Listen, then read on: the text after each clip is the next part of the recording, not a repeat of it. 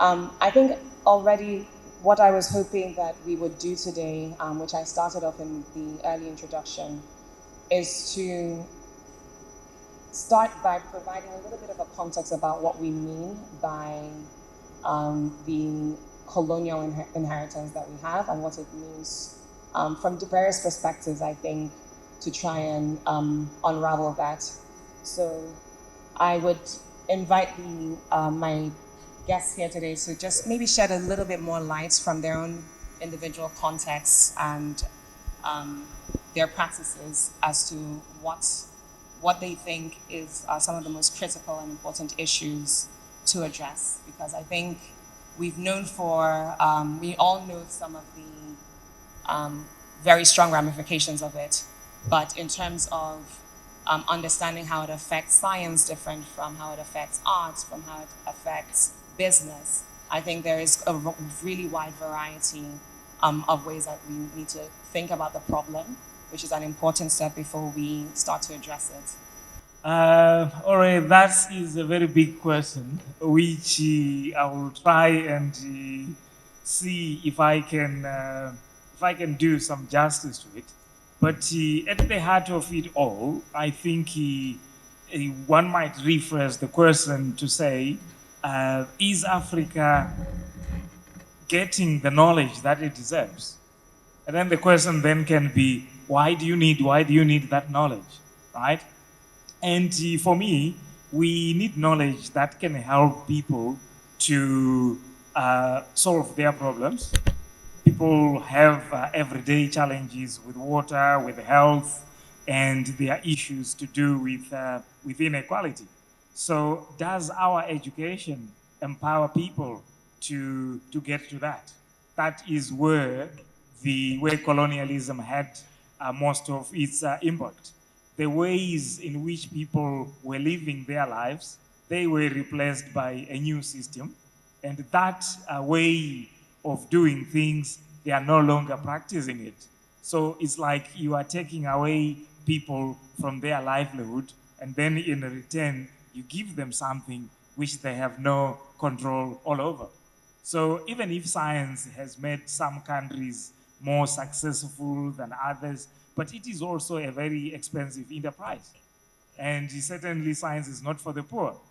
So you cannot decolonize unless you have ensured that the knowledge that people have access to can allow them to solve their problems. So through my research then, what I seek to do is to excavate archaeological sites, dig into the oral traditions, try and find some knowledge that is useful, and then repackage it to try and work with the communities to solve some of the problems. So that's where we then learn from the past to develop some solutions that have got potential to help us in the challenges of today. So I work for an organization called African Nature Investors, and we're focused very much on protecting the environment in Nigeria for the benefit of people.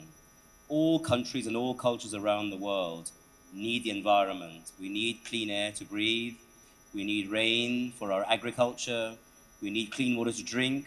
We need fertile land to grow crops. Without your environment, there is no life. And all around the world, whether you're in the UK, whether you're here, people have a relationship with the environment. Over the centuries, different societies or different cultures have developed a relationship with the environment where they use the environment and coexist with the environment in order to develop or move forward as a society. And for centuries and centuries and centuries, African people had a relationship with the environment rooted in their spirituality, rooted in their traditions, rooted in their beliefs. And then, of course, when colonialism happened, there was a huge disruption. When the British, for example, came to Nigeria, all the countries around the, in the empire were set up to extract resources from in order to enrich the empire. And at one time, when the British came to Nigeria, the thing that struck them was the huge logging timber resources of the country. And at one time, you may not know it, but Nigeria exported 70% of all the timber globally. Not the Amazon, not Indonesia, Nigeria provided 70% of all the timber in the world. So you can imagine why there are no rainforests left in Nigeria today. What was even worse was that the British came and they basically created forest reserves. So they went and identified all the places in Nigeria where there was forest. They created these forest reserves, and these were places where people were not allowed to go. And logging companies were given concessions, and then, but people were not allowed to go. So they were already separated from their environment and their forest, which they used to have a relationship with. And then they were told that if you believe in Shango, if you believe in Obatala, if you believe in this, if you believe in that, that is bad. That is backward. We should all practice Christianity. We should all practice Islam. This new belief which separates you from the traditional religions, which taught us to have an intimate relationship with the soil, with the earth, with trees, with animals. All these things are of spiritual significance, and we were told that is backward. So now today we have a situation where most people living in the cities cannot tell you. They can tell you what a mango tree is, they can tell you what a pawpaw tree is, they can tell you what a lemon tree is, but ask them to identify even one tree in the forest, they cannot. And even the foresters are taught to plant exotic trees. So we have a complete disconnect from our environment. How can Nigeria or how can anywhere in Africa develop without a healthy environment? And yet we have this disconnect with our environment brought about by a change in our belief system, a change in what we believe is important. So my organization, through the work we're doing to protect Okomu National Park, through the work that we're doing in Gashaka, and hopefully through the work we will do with MOWAA, we want to reestablish this relationship between people and their environment, because I believe that without a connection with our environment, we cannot move forward as a society. Thank you. I think that does really very strongly bring into, I think, everyone's sense just how important the natural landscape is. And as you said, there isn't that much of a separation between nature and culture in terms of the values that really help us as a society to reconnect. And I think, Wale, it would be interesting to hear your perspective as well. I think in many ways, when I think about the Republic, I see it as a bit of a lens, I would say, to like studying the African condition, so to speak. And often you're interviewing, you're providing a lot more context. So you're meeting people who are thinking about perhaps some of these questions, but maybe in a more grounded way. So I would like to understand your perspective. And maybe perhaps if you could talk a little bit about how institutions and even maybe the way that the economy itself is framed can actually, in many ways, bring us back into this space of almost like a blacked out identity. You're absolutely right. Part of the work that we're doing at the Republic, or the essential work that we do at the Republic, is to really understand and put in conversation African mindsets. We are coming from a context in which a lot of the conversations about Africa, even when it is in a decolonial context, has often been framed as Africa in response to the West, right? And so our own concern at the Republic is what happens when you bring Africans in conversations with each other. What, for example, can a Kenyan scholar and a Senegalese scholar actually tell us about, Africa or about decolonizing without the West in the room in that kind of sense? And I think that when it comes to this question of heritage, we are, of course, like in a very, very interesting time. We're seeing a lot of movement within, the restitution movement that has really opened up a lot of discussion around, repatriation of, objects, artifacts, and really just really thinking about the position or the location of our African heritage today. And I've met so many people within that discourse. I've featured some of them in the Republic. We've interviewed a lot of them, and I'd say there are about maybe 3 camps. I have met African experts who tell me that, look, the continent is not ready to have any of these objects or to have any of these artifacts. I've met people who are like, of course, the continent is ready. Even if we weren't ready, many of these objects were not even intended to be preserved. Some of them are like funeral objects that were meant to be buried. If they bring them back, let us bury them in that kind of sense.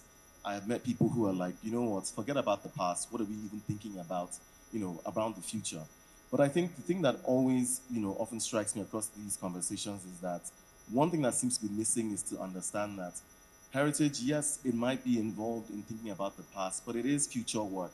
We are often thinking about not just the future of these objects or the future of our heritage, but not just the past of these objects or where these objects are meant to be, but actually their future as well. And that is a very essential thing because it is also the future of African identity. But where I see a distinction, or where I always try to make a distinction, is always asking us, are we thinking about the future of European atrocity or even just neo-colonial atrocity or colonial atrocity, or are we thinking of Africa's future, right? So when we talk about museums, or when we talk about new heritage movements, at what point does it stop becoming the future of European theft, and it starts to actually become a future in which we are actually reclaiming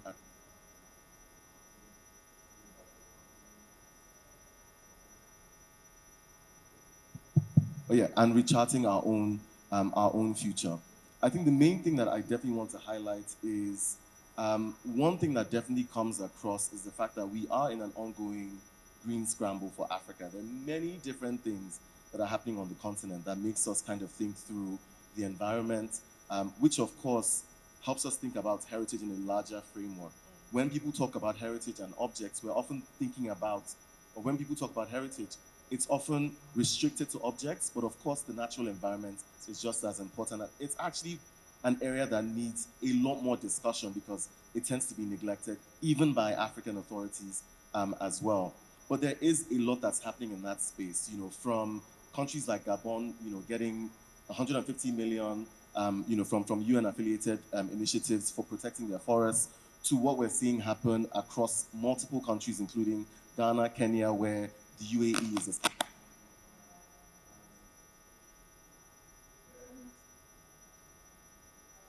where the UAE, companies like Blue Carbon are buying up land that's the size of, that so far currently is now the size of the UK across Africa to allow them, offset carbon. The argument is that, look, the land is going to give us money that we can pump back into these economies. But we know that the money is not going back to those economies. And people are having to be chased out of their homes. Indigenous communities are losing access to those lands. It goes back to almost like the forest reserves that you were talking about. But in this case, we're not even seeing that money come back to them. So there's a lot that's happening in this space that is obviously creating opportunities for us to think about what institutions can do, what institutions like MOWAA are positioned to do, that I'm very excited to also just talk about on this panel as well. Thanks. I think I actually would like you, Tunde, to maybe respond to some of the issues that Wale has raised, and perhaps to say a little bit off the back of that as to why, especially here as we are in Benin City, what the relationship with the rainforest is, and perhaps to what we're trying to do in terms of the partnership between MOWAA and ANI. Thank you, Ore. So one of the things that many people don't know is that the rainforest in Benin is actually a part of what's known as the rainforest of southwest Nigeria. Now, rainforests across the continent are not all the same. You have rainforest in Guinea, Liberia, Sierra Leone, and Ghana. You have like rainforest in Nigeria, rainforest in Cameroon going into the Congo Basin, and then rainforest in East Africa. And each block of rainforest has its own animals, its own plants, its own species. And the rainforests in southwest Nigeria are really special. There are plants and animals found here and nowhere else in the world. Not many people know this. And so it's really important to preserve whatever we have left. 5% of Nigeria's rainforest still remains, and we need to protect everything. So when the MOWAA was being started up, there was this idea of creating the Rainforest Gallery, and the idea was to use the Rainforest Gallery to demonstrate the connection between environment and the Edo culture. Now, when you look at a bronze plaque, very often you will see depictions of leopards, you will see certain birds, you will see elephants, you will see snakes, you will see lizards. These animals are not there by mistake. Every single animal you see on a bronze plaque or every single tree has a special significance. So often you will see on a bronze plaque, you will see an oba, and the oba's feet are two fish, the mud skipper. Why should they choose the mud skipper? The mud skipper is this funny brown fish. Nothing doesn't look that special. But the mud skipper is one of the few fish that can crawl out of the water, and it sits on the roof on the root of a mangrove tree. And the mud skipper can live outside of water for about half an hour before jumping back into the water. So this is a fish that can live both on land and in the water. And so the Edo people chose to depict the feet of the Oba as a mud skipper, showing that the Oba has dominion over land and over water. So when you look at a bronze plaque, it tells you a story about the relationship between the Edo people and their environment. Their environment and their culture are together. You will see some deep pictures here. Here's the leopard, for example. Very, very famous. And the leopard is a very totemic animal. Very, very, very powerful. So that is associated with the Oba. So you cannot separate culture from environment. One does not exist without the other. So we have basically decided to plant a rainforest around the Rainforest Gallery. Because you remember I said earlier, so many Nigerians have forgotten what their native trees are. Many of us were taught in school that actually you can't plant native trees. They're very slow growing, they're difficult to plant. You should plant a mango, you should plant a neem. So we don't even know what our native trees are and how useful they are. Yet an old person in the village will tell you, this tree can be used to treat eye ailments, this tree can be used to treat kidney problems. We've lost all that knowledge. How do we restore this knowledge? So the whole idea of planting native trees around the Rainforest Gallery is one, to bring a piece of the rainforest back to Benin City, to show people the majesty of the rainforest that was once here, to remind them of the relationship between these trees and their culture, and hopefully to persuade people that they can plant these trees in their gardens, in their streets, and bring nature back to where it should be, in the center of where we live. And this is what we hope MOWAA will do. And we hope that eventually, we're working in Okomu National Park, 45 minutes down the road, where the real rainforest is. And it'd be amazing to build a relationship between the local people living around the rainforest here and MOWAA itself.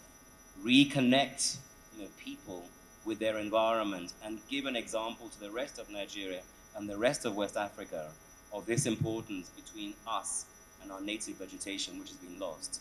So we hope the Rainforest Garden will do that. Yeah, I would definitely second that. I think one of the things that you said which really struck me was this idea of lost knowledge in terms of locally sourced, resources. So whether you're talking about plants, whether you're talking about other forms of resources, this building perhaps is a good example of how we're trying to reclaim that knowledge and practice. The conversation I had quite recently with one of the more traditional wood carvers, and he said to me, look, we have certain pots here that have been around for over 100 years, 200 years old. To what extent that might have been exaggeration or not is to be determined. But one of the things that he was very particular about was to say we have methods of object conservation. There are particular plants that we use, that we grind the leaves together, that we add various oils, and through that process we're actually able to keep objects for longer. But again, these practices to an extent have either been lost or really quite limited because that knowledge isn't really being enhanced. I think these are some of the things that we as an organization are now thinking about as we start to build our collection management systems, think about our conservation processes. So I think very much, I don't see that much of a difference as well, not just with the nature and art, but also thinking about other spaces within even museum practice that could learn from that relationship or relearn that relationship. And I think I would like to come back to you, Shadreck, because a lot of the times when we have our conversations in your capacity as a senior advisor to MOWAA, we've been talking about how do we set up facilities here, in particular our material science lab, in order to advance some of these new technologies, or to bring back into a more contemporary way some of these practices around, conservation, around archaeological work as well. But I think it would be good and useful for others here to know to what extent how far we've gotten in these conversations, but also the importance of having these kinds of facilities here on the African continent. To what extent can this really transform scholarship, but also go beyond more academic circles as well? Thank you. Following on what my colleagues have said, that the environment is the source of life, and that the soil is also the source of life, and the things that are underground. So the most wonderful thing is that the soil, particularly the way in which sediments accumulate, is like a book. The way we throw things away is like we are writing a book. Old things, they settle at the bottom, and the younger things, they settle at the top. So if you dig, then you should be able to find old things, so which means that things that have happened first, they are at the bottom, and the things that happened last, they are at the top. So that is a very basic principle. So what we have seen our colleagues excavating and digging over there, that is exactly what they're doing, right? So what they then do is they find bits and pieces of pots which were used for cooking food. They also find the remains of seeds, the food which people ate, and the bones of the animals, right?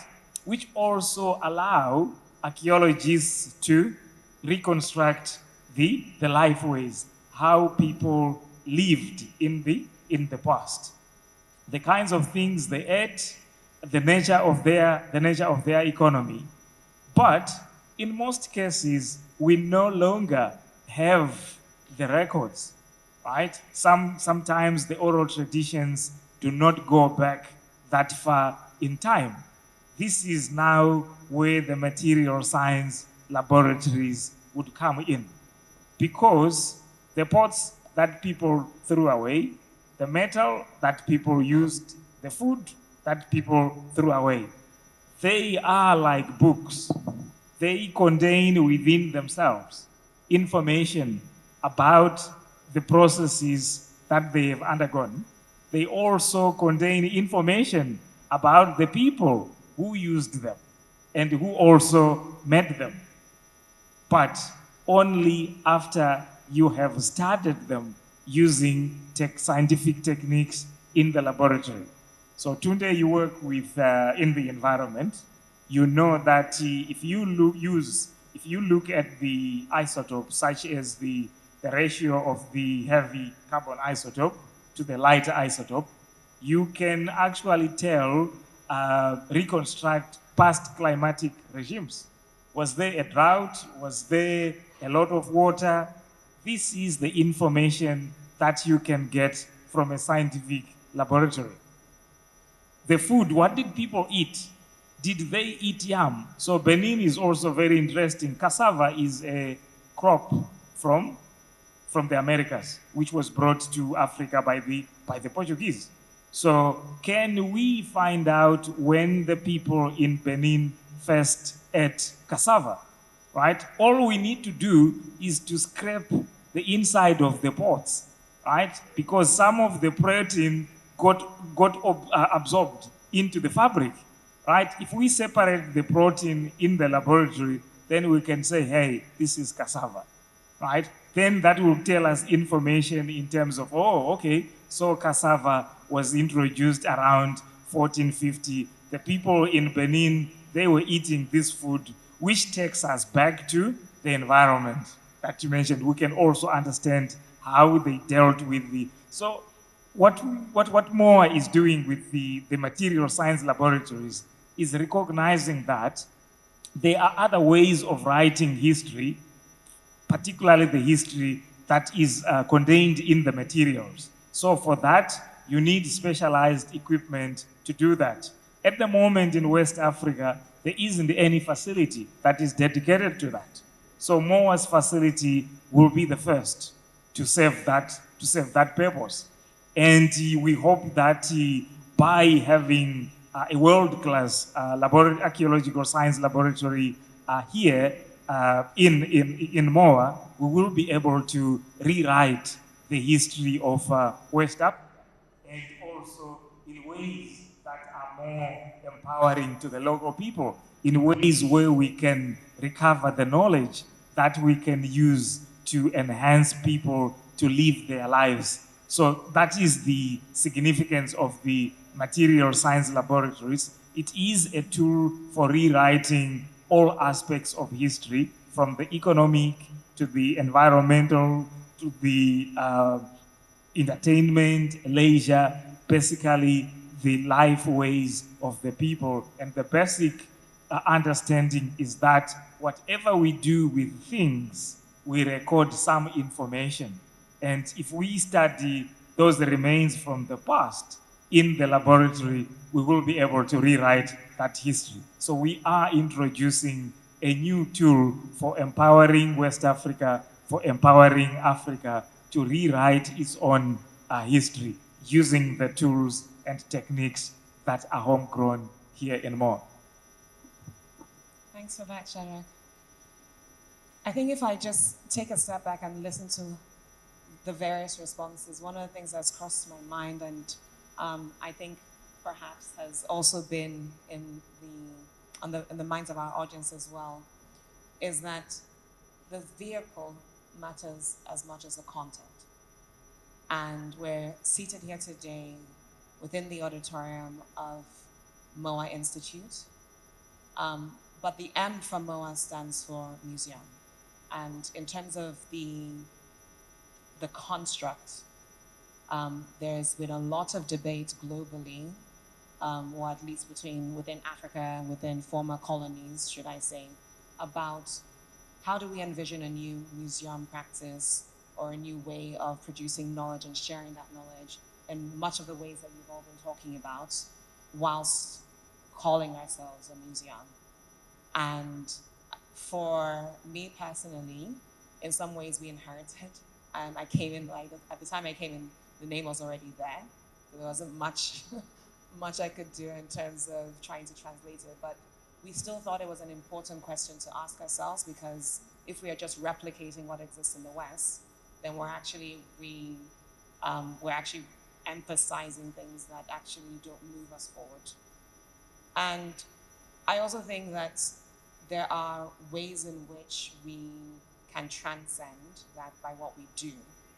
And so I wanted to give others on the panel here an opportunity to just share their thoughts and opinion and just speak a bit more freely. And to be honest, I would prefer that this is a conversation that we're having as opposed to me pestering you questions.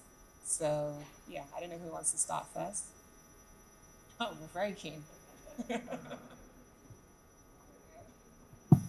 So something that I would really like to see is I would like to see more reaching out to the local community to really take local indigenous knowledge and to bring that through the museum to the public. So I'll give you an example, bush mango. Bush mango is a seed that comes from the bush mango tree in the rainforest. Every single rainy season in certain parts of Nigeria, the entire village goes into the rainforest and they camp in there and they collect sacks of bush mango, which is now sold in Lagos, sold in Abuja. Bush mango is even exported to London. You can go and buy ogbono in Brixton Market. And we found out that bush mango is 7 times more valuable than cocoa. Now, the thing with bush mango is bush mango only fruits in the rainy season. So in the rainy season, the price of bush mango is low. In the dry season, the price is very, very high. And we began to, IITA and other scientific institutions began to think, well, can't we plant bush mango? And and so there was this idea of planting bush mango in villages to enable bush mango to be grown on farms and not just in the collected wild in the rainforest. Local people began telling the scientists in the International Institute for Tropical Agriculture that there's a male ogbono and a female ogbono. And everywhere they said, no, there's this plant, Evingia gabonensis. There's no, how can you have a tree that is both male and female? But they just said, no, there's a female ogbono and a male ogbono. So they then began collecting ogbono seeds from Gabon, from Central African Republic, from Nigeria, took a look at the DNA, and sure enough, when they looked a second time, they found out that 90% of ogbono trees fruited in the rainy season, but there was indeed a different variety that fruited in the dry season. And you now have Evingia gabonensis and Evingia wombolu. And Evingia wombolu, which is planted, gives you much, much more money because it fruits at a time when ogbono is scarce. So that came from indigenous knowledge.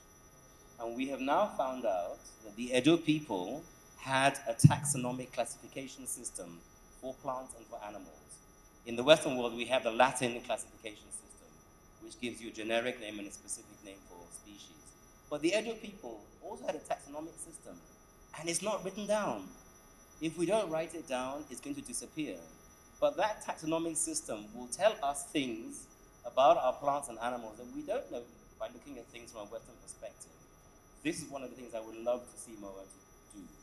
Let's write down that taxonomic system because it will tell us things that the local people knew that we don't know any longer. All right, I was just going to say on the conversation around being a museum, that control. I mean, it's a very, very complicated thing that is unavoidable. That discussion is inevitable. But I think, and I'm very sure everybody in this audience has read him. But I think, I often in these types of moments, and even from the tour that I've seen and going around, I'm going to lean heavy on Chinua Achebe and what he said when he was asked about why he writes in English. And he said, don't be fooled by the fact that we write in English, for we intend to do unheard of things with it. And I think that's a similar thing that we have here, right? MOWAA cannot just be a museum. It has to be something more, something to the extent of even redefining what a museum is. It is a very ambitious project that I actually think that we're very well equipped, that in Nigeria to do, and that the team that I met, is very well equipped to do.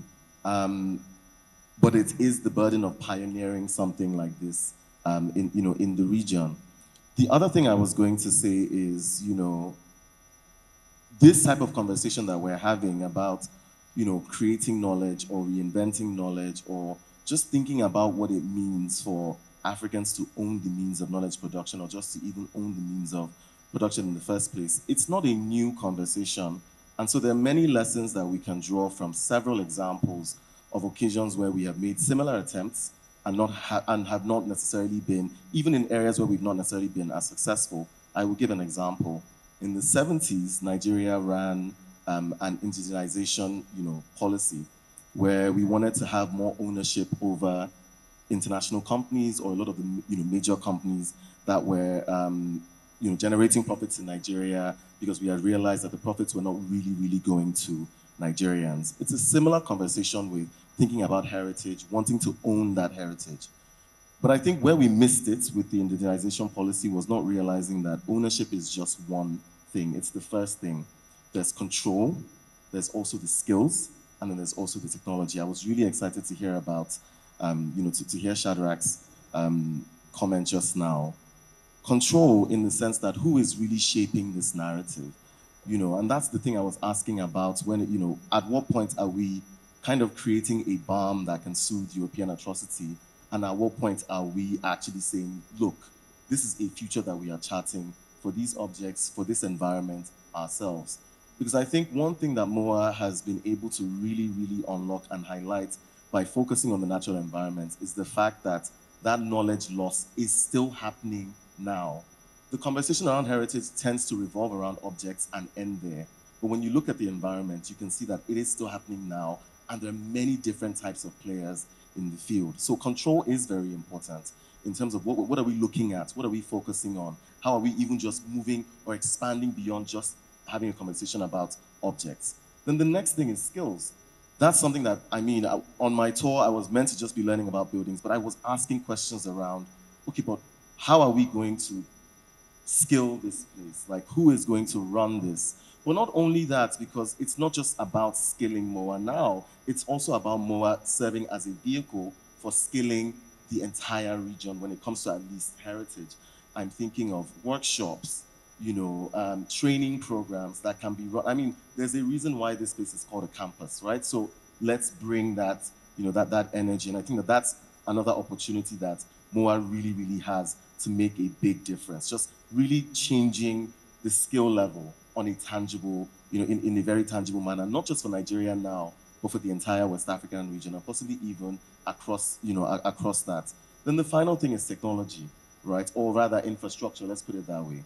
Because we know that, none of this is possible without the actual technology, without people here learning that technology, and even getting to a point where we start to create those techniques ourselves, which is why what you said was really brilliant about, about indigenous knowledge and how you're able to tap into that to the extent that it now becomes a way for MOWAA to even generate new practices that are informed by the local environment. I think where we've often gotten it wrong in conversations about decolonization and ownership is ending it at ownership. Okay, now we own the objects and that's it. Or now we own, whatever it is and that's it. But there are all these other things, control, skills, technology or infrastructure that are just as important. And I think that MOWAA is also uniquely equipped to, to really, really build on as well. Wow, that's fascinating. I'm listening to my colleagues here, and I am asking myself the question, but don't we know that before? That if you go into the forest and you have a headache and you take the bark of this tree and drink the water, then the headache goes away. Where is the problem? And we are the people who live with the forest. What is stopping us from using it? And the like. And that's where the residuals of colonialism are very strong. Because so I come from southern Zimbabwe, and there are some food crops that we grow that are very nutritious, right? But what we see now is people are rejecting those traditional foods in favor of McDonald's, in favor of KFC. But that's junk basically, and you have a foodstuff. That's what colonization can do. And let's not underestimate that. If you add the impact of capitalism to that and the hypermarketing, which is associated with that, right? That makes things even more complicated. So how do we then rid ourselves from that from that yoke? How do we come back to the drawing board and actually say, hang on, the reason why we were told that our local knowledge, our skills don't work is because someone wanted us to do the work for them using their skills and control us, right? And own us as well, right? So that's where we lost. So how do we reclaim that knowledge? Because if we reclaim that knowledge, we have reclaimed the skills. And we have also reclaimed the ownership. MOWAA is a museum. And a museum, in its traditional sense, is a building where old things are kept. Yesterday, we were told that if you are a local Edo person, right, the forest is much more exciting than the museum because you can see many things. Here is everything which is static and sometimes with a very boring text, right? So we can't even. So how do we make this place a dynamic place a place of learning, a place of renewal, and a place for regeneration. If we are able to do that and interact with the communities, interact with the knowledge, bring them here, and also knowing that, yes, we might say that the boundaries of MOA is a 12-acre campus, right? But the moment we realize that MOA should have no boundary, the better for us. Then we can tap into the resources that are into the landscape. Then we can go into the soil. Then we can, look into the stars, right? Because there's quite a lot of knowledge in terms of stars, time, and how cycles linked to ecology as well. Timing of the rains and so on. Is if we integrate that knowledge and as more know that at least, yes, this is just a building for us to put our heads under, but we still need to go out there and bring the landscape and the environment into the building and take the building out there into the environment, then that way perhaps we can be able to decolonize or make the museum work for ourselves. Thank you. I think for me, the watchwords there have been indigenous knowledge. It's been moving beyond ownership. I would perhaps maybe not even necessarily control, but shaping the questions. And this idea of boundlessness, which is very much part of the ethos here at the Museum of West African Arts, which, as you can see, we are taking ownership of that word and we are redefining it through these conversations as well as through our practice. I think this is a perfect opportunity to show that boundlessness by also inviting other people into the conversation. So, you want to say? I want to respond to Shadreck's last point, and maybe it's a bit of a challenge. So, one of the things is if you think of a museum, when you were a kid, you had to go to the museum, keep quiet, don't touch anything, behave yourself, don't shout. You read this thing, I don't understand though, but let me write it down because it may help me pass my exams. So it's a place where there's a lot of control you have to, keep, and it's an academic place. And I think one of the things, as I was flying on the plane coming into Benin, one of the things that you kind of think about is I'm coming to a museum and I'm going to hear all these artists using big grammar, talking about culture, etc. And I think one of the challenges for MOWAA is, let's take someone from Igun Street or let's take someone from the market. If they come to MOWAA, what are they going to see here that's going to resonate? Does MOWAA actually have the right kind of staff to connect with a woman in the market, or to connect with the bronze cast in Igun Street, or to connect with the villagers living around Okomu? And it may mean that some of your staff, rather than having a PhD in soil technology or anthropology, whatever, you might have some other staff who have a completely different academic background or profile because they need to reconnect and bring people in. So that, in a way, is a challenge for MOWAA, is not just reimagining the building and the technology, but reimagining who a museum might employ, because you have a completely different audience from what a traditional museum may have. So that's a question, I guess, and a challenge. You want us to be jobless.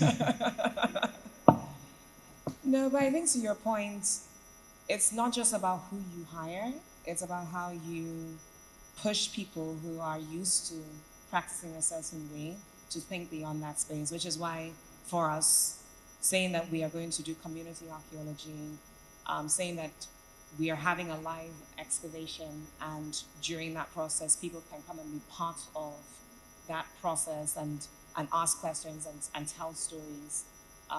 That is something that we are already very conscious about, but you have to start from somewhere. And I think there's always that catch-22 situation where people say, Africans, they can't quite get it right. So you want to be globally relevant and competitive and say, yes, we can produce the very best research, the very best scholarship, but you have to stay grounded and you have to stay relevant.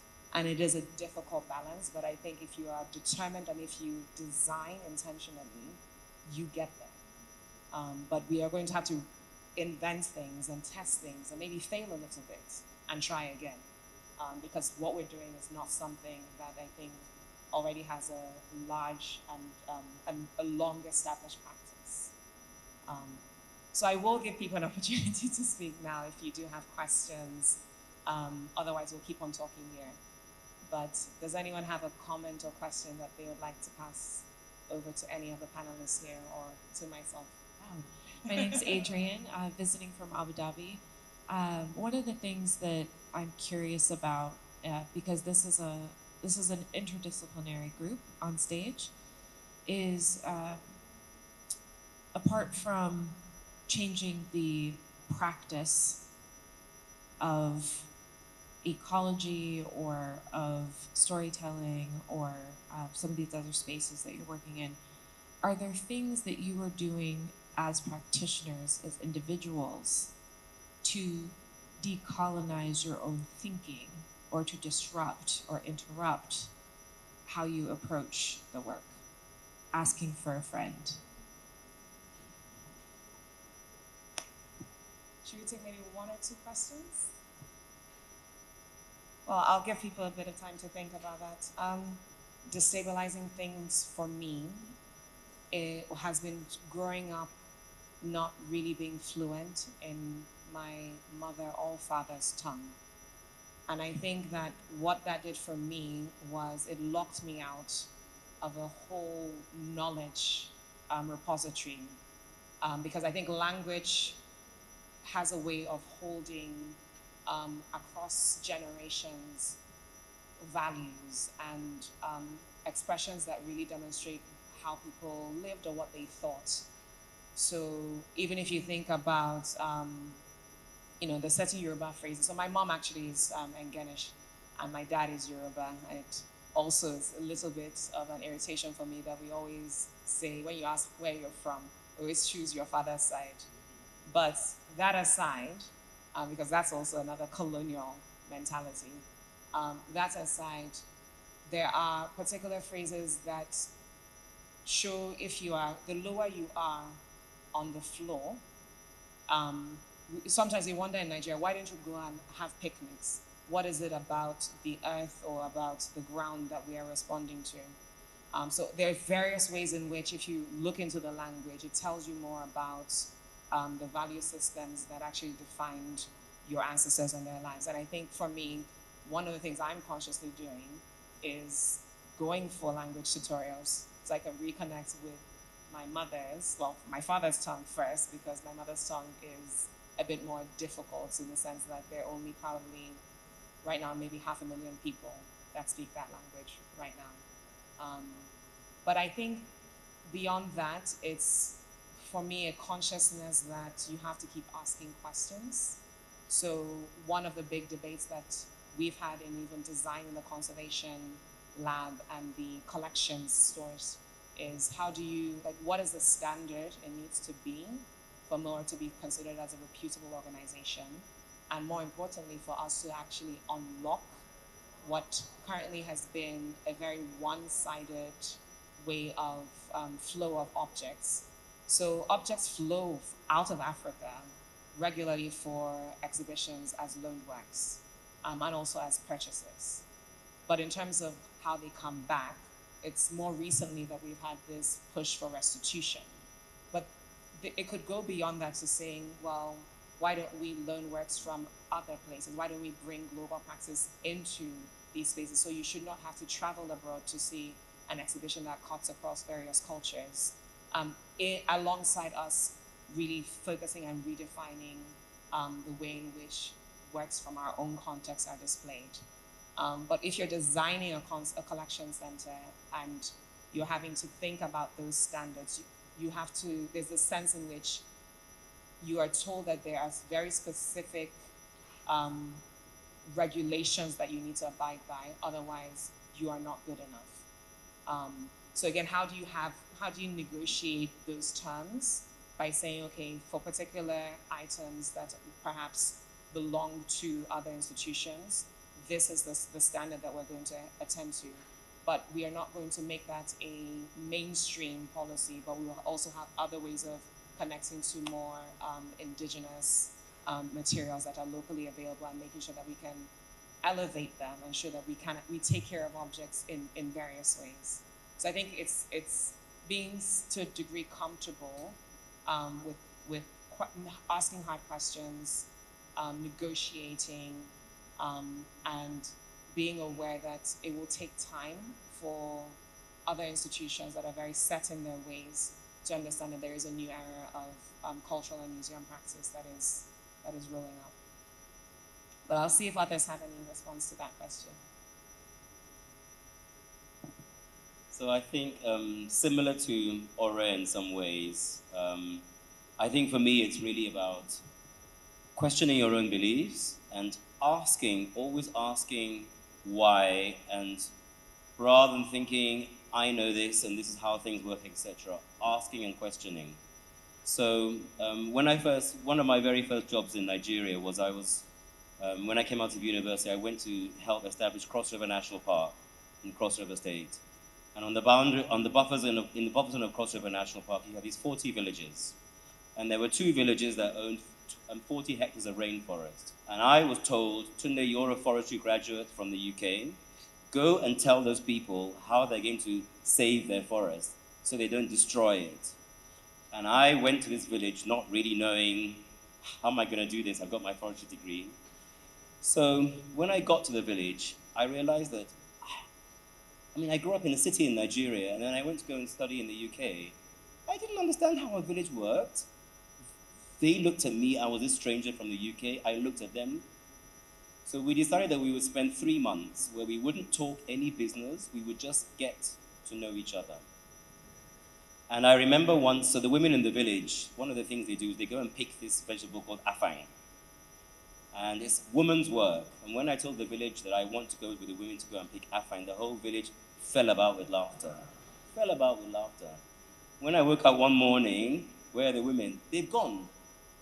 But you didn't call me. They didn't think I was serious. So I said, go and take me into the forest. I went into the forest, where we found the women 3-hour walk from the village. And we got into the forest, they gave me a bag. And then I had to try and look to find the afang. And they would see a leaf, they would pluck it. And to me, it just looked like every other leaf in the forest. So we're picking leaves, suddenly I'd see one piece of afang, I'd see another one. Anyway, in the evening, we got back to the village.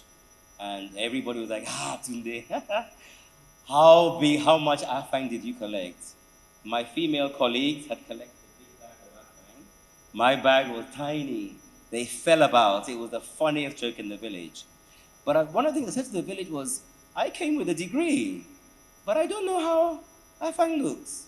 And here's Beatrice. Look at her bag of afang. Because often when we would have village meetings, how are we going to do this? The village would say, you come from the UK, you tell us what the answer is.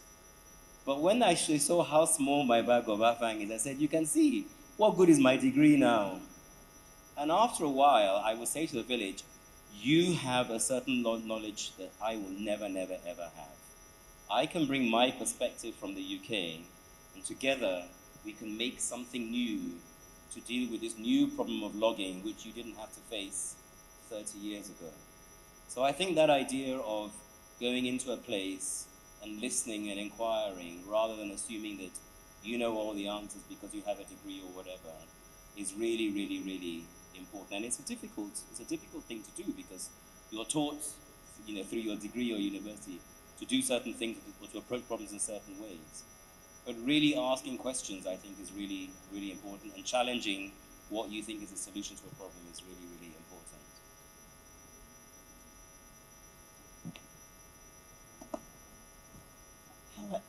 Hello, good afternoon. I'm Kemi, and thank you. This has been incredible and resonating in a lot of ways, including language. All right. I'm thinking about the name again, Museum of West African Art, and the West African pulls out, because one of the things that I think we're often not given space for is complexity and nuance. And of course, we were here and borders landed on us. So I'm really curious about how you guys are thinking about the complexity of telling a story that cuts across and doesn't just stay within the boundaries that were imposed on us. The Yoruba people right across the way in Benin and Cameroon and Igbo land share folks, et cetera, just keeps going, and migratory patterns. I think about the Republic teaching us about the entire continent, right, as well as how diaspora kind of fits in. So I'm really curious for any of you, or certainly beginning with you, just hearing a little bit about, from the museum's perspective, of what it is to hold West African art. Nigeria being a part of that with all our 300 plus conversations that could be had, right? So what are the conversations to be had that we're missing, or the possibilities of conversation by holding that whole name? That's a really brilliant question. I have a sense that Shadreck will have a few things to say about that as well, but maybe to start us off, even the word art, I think, needs to be, I don't know, maybe decompressed, or it needs to be pulled apart as to when we talk about it, even in an African context, with a decolonial mindset, what we actually mean by it. Because people made things to perform different functions, and there were various technologies associated with that. There was various beliefs, but we kind of, when the Europeans came, they kind of pulled everything together in one, bag and said, okay, this is art, and we're going to put them in museums, in glass vitrines, and say this is how we present ourselves.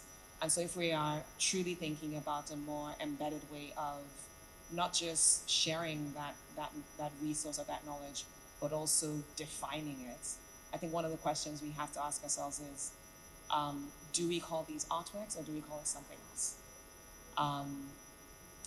In addition to that, when we talk about what the West African scope is, if we just focus on perhaps maybe the simplest, which is the ECOWAS definition, what we do is we are reinforcing the nation states that grew out of a colonial context, as opposed to thinking about what the lines of more local, should I say, identities were prior to the forced occupations and the organizations of Africans into states that could be exploited effectively. And I think part of that would be answered through some of the archaeological science work, where we look and see where did the boundaries lie in the actual landscape itself? How did communities define themselves? Where do we see exchanges of technology in ways that we perhaps would not have recognized if we were just looking at it from a pure Western education context? So I think it will be a process of redefining. I don't think it would happen at one go. But what we've said is, to an extent, if you think about what did connect this region, it was the landscape, it was the forest, it was the rivers. They enabled us to, first of all, they provided a resource for which a lot of these works were created from, but also they allowed for, there were places where people congregated, and that's how culture was shaped.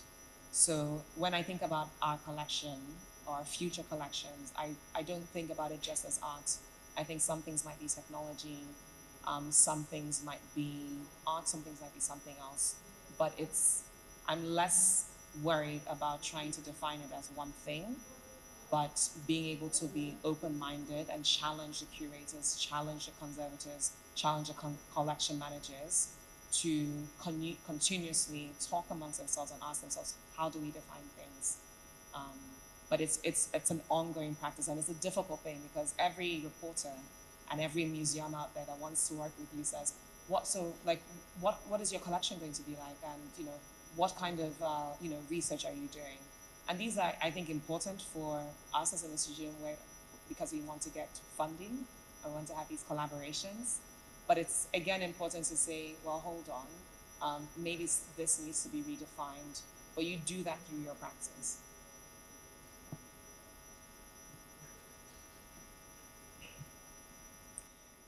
There is a question about language, right? Which is extra special. and my friends that speak Edo language and then Yoruba. Can you tell me what the Benin bronzes are in your own language? Don't tell me that they are Benin bronzes. What are they? Don't they have names? So why do we even fight for something that we don't know the local name? Is it even ours? But such is the complicated nature of colonialism. And we are also told that we must use the word art because we are targeting the foreign tourists, because they are the ones who have got the money. And then it's never for us, for the local community. It's never for the villager. And which takes us back to a system of control, a system of domination, and a system of manipulation, right? How do we break out of this cycle? What is wrong with using our own languages to talk about some of these things? Of course, now international languages such as English, they exist for convenience, right? We are able to hear each other because of that. But what else can we do? Can we not talk about art in our own language? Can we not talk about the museum in our own languages? And can we not talk about our own aspirations in our own languages, right? But we can't do that because the English that we must speak must be certified in Oxford or in Cambridge, isn't it? So we need to break away from that. We need to be radical. We need to be insurgents. We need to be very disruptive. Otherwise, if we don't take those bold moves to say this is a gallery of MOWAA, which is named after the Edo name for Benin bronzes, or for the mudfish, or for this other tree, then we are not giving ourselves any power. And we need to take that action so that people who are visiting us from wherever they are, they can also learn about ourselves. No, thank you for those really great comments, and of course for the question as well. You know, I think when we're looking at how we approach the concept, I guess, of West Africa, or whether we should use, the label art, I think that MOWAA has, I like to think of it not necessarily as a challenge, but as an opportunity to do some really, really interesting things. So again, just as, Achebe said, some really unheard of things. And we can see all of these connections already when you look into the grassroots level, the informal level. Some of my favorite places to think about are like, the border towns and the ways in which people just flow and information just flows. I know of a creative or a designer in Lagos, Nefemi Marcos Bello, who's been working on what he calls these anonymous objects. Like how you go to a kiosk, whether it's a kiosk in Lagos or it's a kiosk in Dakar, the setup is pretty much the same. And it's kind of like, how do these practices just travel across huge distances in the same way, in the same almost exactly identical. And then they don't have a name. I mean, they don't have a name for the setup. They don't have a name for what it's actually called. But it is, in a sense, indigenous knowledge, right? I think that the interesting thing here is in fostering connection or fostering exchanges, whether you want to think about it as between nations or between communities or between areas. I think what ideally, we should be looking to avoid here is a situation where MOWAA kind of exists as a response to the West, as in the global West. Whereas it should feel more like an ongoing dialogue, an ongoing engagement with the region, basically. So I'm talking about whether it's programs that are very much about understanding and putting people in conversation, whether across different countries, or whether it's even, as I mentioned earlier, and it doesn't even have to be the programs. It could also even just be the ways we think about training and the way that we think about the kind of support that MOWAA can give to, to organizations within this region. Because I think a lot of the times when we talk about MOWAA, or at least from this conversation, we're looking at what MOWAA is going to host. But I also want us thinking about what MOWAA is also going to contribute, because this is a big, big institution. The kinds that we've not necessarily seen, at least in Nigeria, for a very, very long time. The responsibility that MOWAA has goes beyond Nigeria by default. And I think that where it then gets to start becoming interesting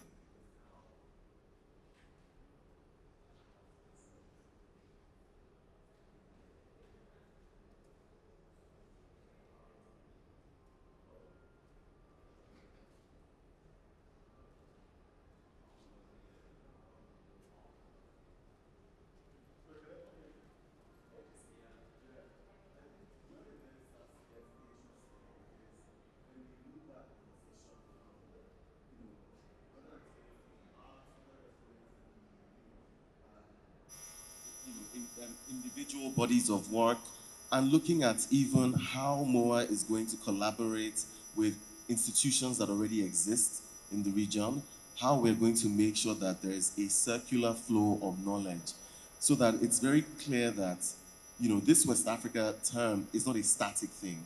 It, by default, is a very dynamic thing. Almost in the way, like I said, like when you go to those border towns, people are not standing still. They are moving, information is flowing, all of that is happening. And I think when I see West Africa in the name, that's what I see. I see not something that's trying to necessarily capture West Africa as it appears on the map, not something that's trying to necessarily impose a definition of West Africa, but something that actually represents that flow of knowledge, that flow of information that we already see existing, that the majority actually of West Africans already experience, because the majority of West Africans are people that will flow through those borders across buying, selling, trading, all of those things. It's a very, very busy concept. But also, for me, again, I want to just emphasize that it's really not just about what this, museum or organization will hold. My own question is always what it's going to contribute, right? So, which organizations are we going to partner with? Which, how is this making an impact? Which ecosystems is it going to contribute to and add value to?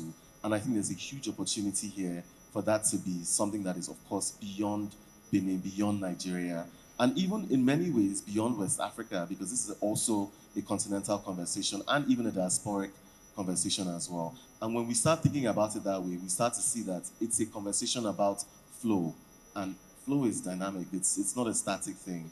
And so I think that's what makes it very exciting. So yes, it might be art, it may not be art. It's a very, very dynamic, very dynamic thing. And I think we should embrace that as well.